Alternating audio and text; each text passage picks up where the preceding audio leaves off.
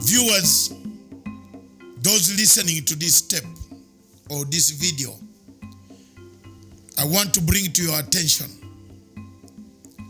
that the politics of proxy wars in Africa is becoming real, and it has become a reality.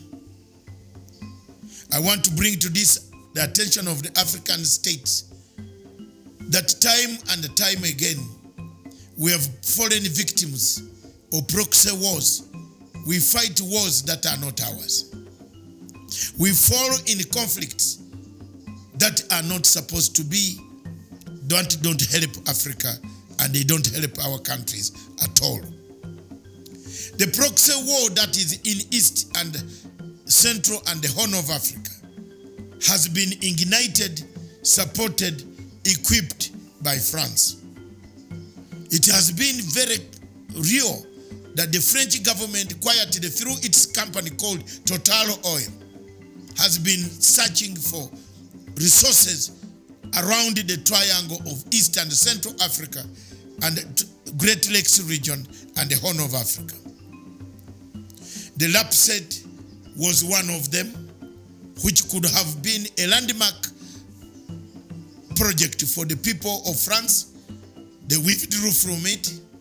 The Tanga to Mwanza, they made it, they withdrew from it. The search for oil and resources through Total Oil has brought us the dangers of a proxy war in the region.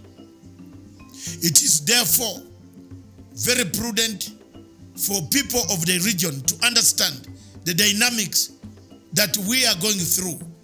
For example, in Rwanda and the Burundi conflict, there is a proxy war. We are fighting a proxy country. It has brought us to a war between the two countries, between Uganda and Rwanda and Burundi.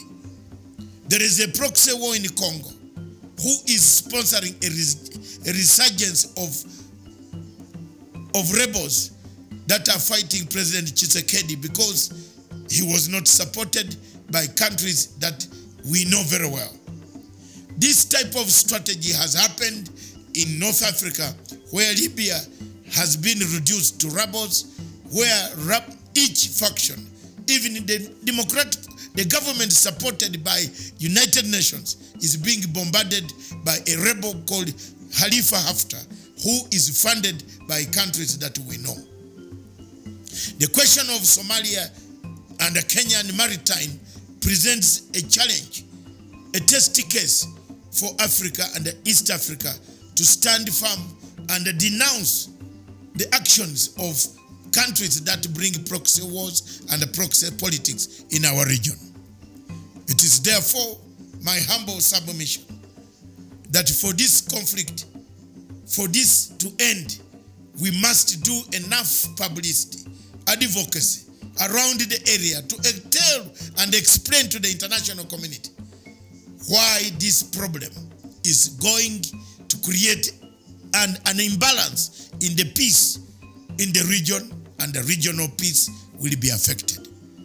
It is therefore my humble submission that as a Ugandan whose troops, brothers and sisters, mothers and fathers of other many millions Ugandans who are in Somalia, condemn any action by the Somali government to try to resolve issues that should have been resolved amicably as Africans within the African confines.